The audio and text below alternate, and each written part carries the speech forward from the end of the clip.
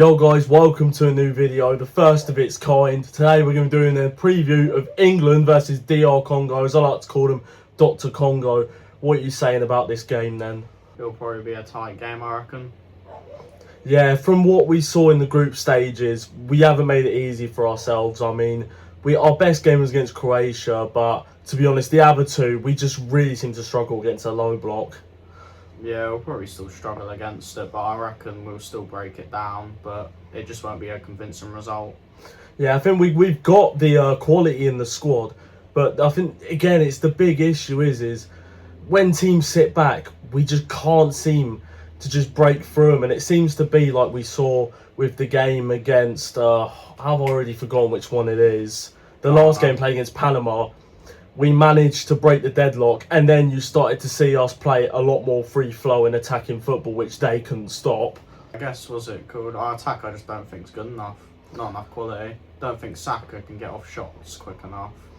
Yeah, I'm not gonna lie, he's disappointed me this tournament so far, but he did come into it with an injury and fitness struggles, so I'm surprised. I'm not surprised because he's Saka, obviously, and he was always going to get picked, but to have him as the main right winger still, along with Madueke, I feel like we could have chose someone else there. I'm not sure about Noni. I'm not sold on him. They just need to bring more cover, I guess, because he's brought two cans in Rodgers and Eze that can both play on the left, but he hasn't decided to choose a Foden or Palmer that can play off the right. Yeah, it makes you think we could have had Foden or Palmer, and he's chosen either, and both can play on that right hand side as well. So, and they have that creative spark as well, which we just don't seem to have. We don't seem to have players that can break through the lines and, dribble in tight spaces and try and thread through them balls to Kane to give him the service that he needs. Yeah, stealing my points there. What's it called? Stealing your points. Yeah, I said this already. Was it called? I think Foden's a guy who can play in between the lines and just link up play. Because I think our midfields, as much as I think we've got some of the highest quality midfielders, I think the likes of Bellingham, Rice and Anderson are people who just drive with the ball. I don't think they're people that can switch the ball quick enough. And I don't think they've got the 1-2 touch football, like maybe someone even bringing in Maino. Yeah, I was going to say that as well, to be fair. He's had no minutes so far. He's clearly not happy. But I think he could be that difference we need in midfield, just to be able to have someone who can play the quick passes, who can break teams down, which is what we need to do. Because it's all right when we're against better opposition who are going to come at us, and we can play how we do, usually with high press and stuff like that, and it will work better, almost like what you saw against Croatia. Because obviously they're not one of the best teams, but they have better quality than the likes of Ghana, DR Congo and all that lot that we've played. What's it called? I will say I do think our midfield's probably been our best aspect of the game so far.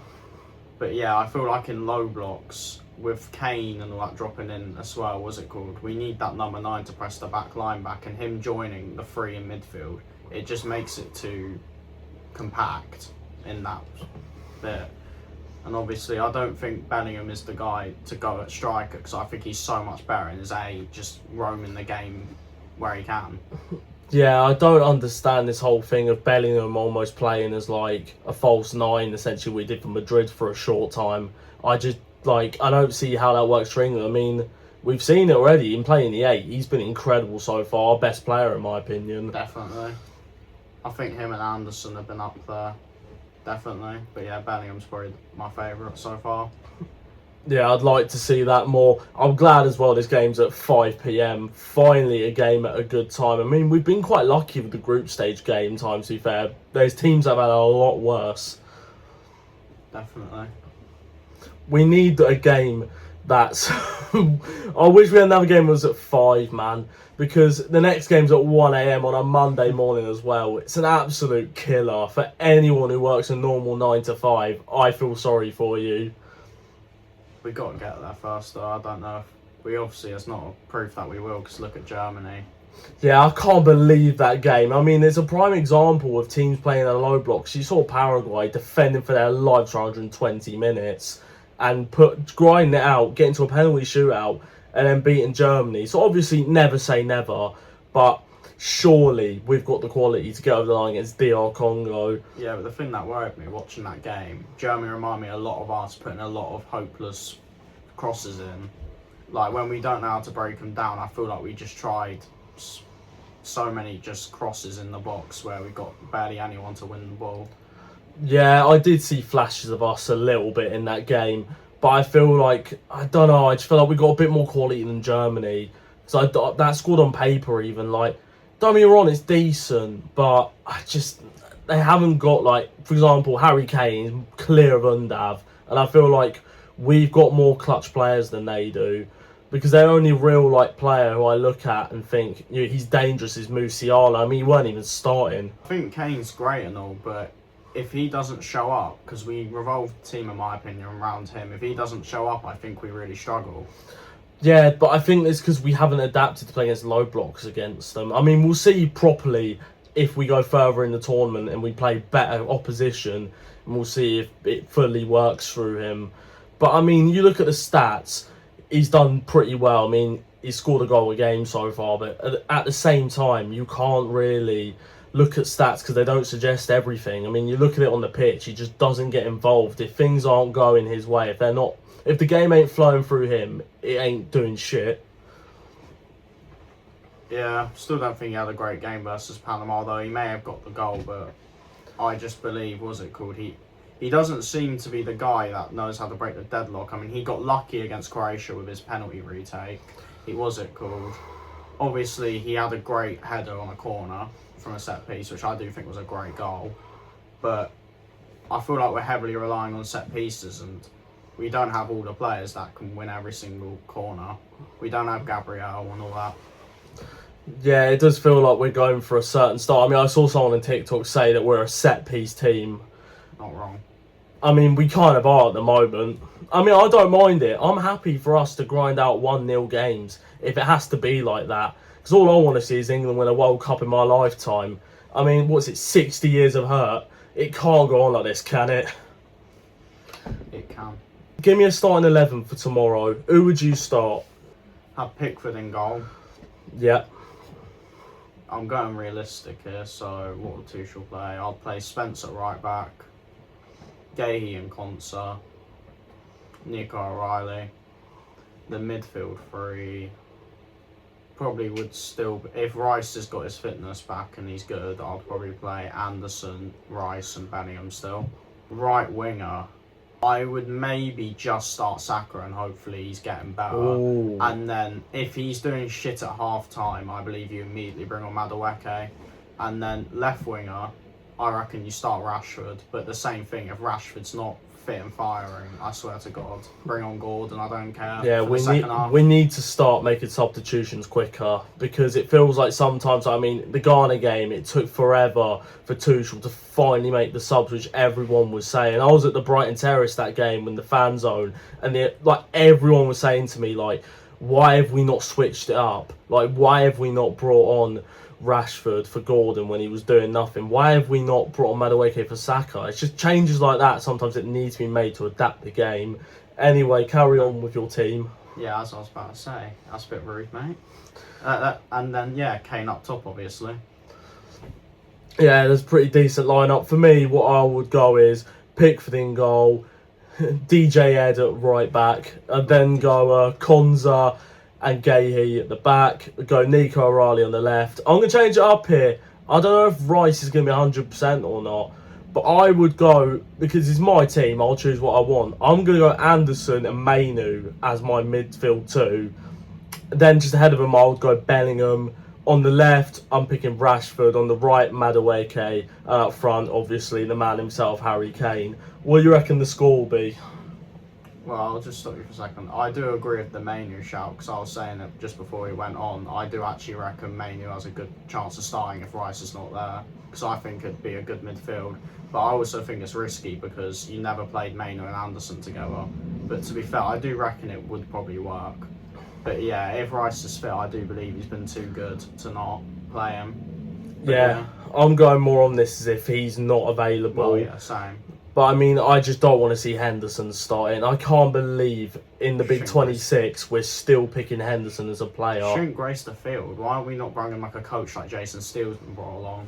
Exactly, because that's what we've done with Steele. I mean, Steele's never going to play, is he? No. So they brought along as coaching staff, which I think Henderson should be. I mean, I've seen clips of the England boys saying apparently he's like amazing to have around the dressing room and that.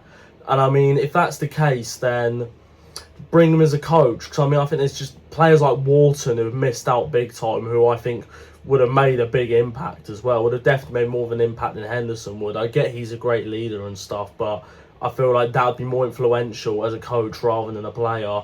Yeah, agreed. I believe players like Maynard and Wharton provide a different side to the team that we don't already have. Because the only thing I'll say about Rice and Anderson is that I do think, as well as they work together, I also do believe they're very similar in their characteristics and where they're so good at picking up the ball and driving with it. But when it comes to 1-2 touch football, I believe Wharton and Maynard are able to find the passes, switch the play quickly, get out to the wingers, and basically just defeat that low block, because you need to play it quicker and not just run at them, because that's why I think our attacks are so bad. 100%. I would like to see Cobby start, mainly because if you're not going to give him minutes any other time, I mean, this is a great place to start. I mean, I think he should be within our team selection. I would have liked to have seen him at least got some minutes in the group stage, because he does just offer something else that our other midfielders don't have. And if you're not going to play him against DR Congo, who are you going to play him against? Because, I mean, imagine if Rice was out for longer and stuff and Cobby's come off of, of a season where, he's played really well for United towards the end and has deserved the call up, rightly so. But again, he ain't played football for a while, he's been training and stuff. But again, match sharpness, fitness in England, because the World Cup's a different game. I don't care what anyone says. Anyone can beat anyone in their day. But in my opinion, the biggest talking point for the last two matches has been that defending on the counter. I really believe our defence is looking way too shaky. Like, the centre-backs, like Consam to put in a 2-foot challenge, which was probably a penalty. It's like, we just get outpaced so easily. I don't know what's happening to our back line. Maybe we're just not good for a high line. But then it makes me question, do we need that player like Maguire who just can win stuff in the air and all that? Because imagine what it'd be like on corners. If we're going to be that set-piece team, he's better than the likes of Dan Burn as well. He just fucking wins it. Exactly. He just gets his massive slab head on it. I mean, he's a threat from corner stuff. And as you say, if we're going to be set-piece FC, if we're going to try and replicate what Arsenal are doing, because it clearly seems like it from the way we're playing at times, like, why have we not got aerial threats like Maguire? I mean, even Dan Burn playing, arguably. I mean, the guy's 6'7". He just basically looks like a human thumb. You might as well just whack him in there. He'll get his noggin on it. And happy days. Either way, what do you reckon the score's going to be for the game? Basing it off of how we've been in the knockouts, especially in 2024, I'm probably going to go with, I reckon it will be 2-1 us. Yeah, it's not a bad shout. I'm going to go 3-1 just because I feel like we are going to break that deadlock, and I just don't think they're going to be able to contain us towards the end. But yeah, anyway, guys, this is going to be it. If you want to see more, then let us know. So obviously, it's the first of our kind doing this. I mean, this has been in my thoughts for a while. I've always wanted to do something like this. So yeah, just let us know. And also any other topics you might want us to talk about, with the World Cup, the new Premier League season coming up, just anything, just put it down in the comments. Anyways, in a bit.